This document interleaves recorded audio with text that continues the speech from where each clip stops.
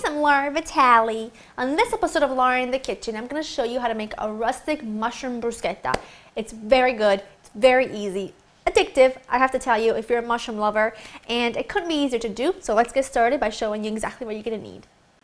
You're going to need a mixture of mushrooms, and I've got some white button mushrooms, some baby portobellos, some large portobellos, some oyster mushrooms, and some shiitake mushrooms. You're also going to need some garlic, a little bit of butter, some thyme, some marsala wine, some bread, of course. You're going to need salt and pepper and a little bit of olive oil. Now, you can use any kind of mushrooms you have on hand or that you prefer. If you want to make this entirely with button mushrooms, please do. If you want to make this with just portobello mushrooms, please do. It's completely up to you. I just happened to have found a pack in my store that just had a mixture of mushrooms, so that's what worked for me. And if you don't want to use the marsala wine, just replace it with a little bit of chicken stock. So now the first thing you want to do is get a nonstick skillet with high sides with about a tablespoon of olive oil in there, and you want that over medium-high heat.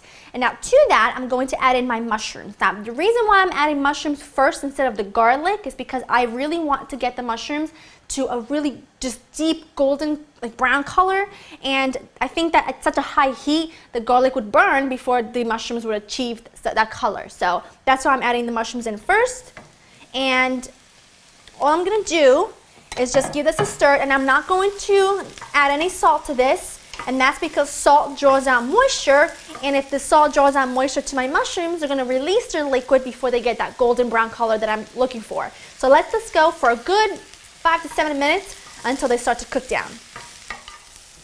My mushrooms are looking exactly how I want them to. They're just beautifully deep golden brown. They've achieved a nice color, so now we can season them. And I'm going to some salt and pepper. And then at this point, I'm also going to add in my garlic and then let it cook for about 30 seconds or so, or until it starts to become fragrant and develop a little bit of color. Now I'm just going to add in my marsala. Give that a stir.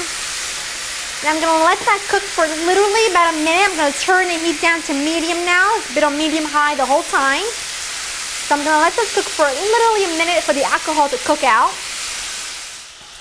Looking good. So now to this, I'm just going to add in a little teeny tiny bit of butter and my fresh thyme.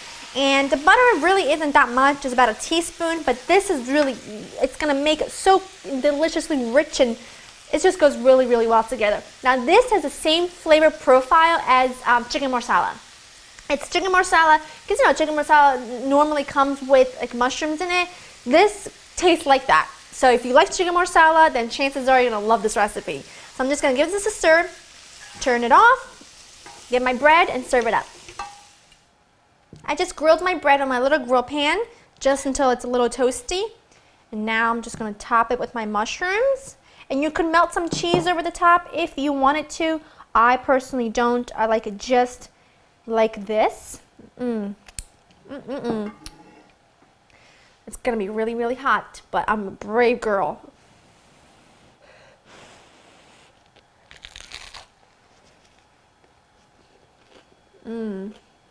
That is really good.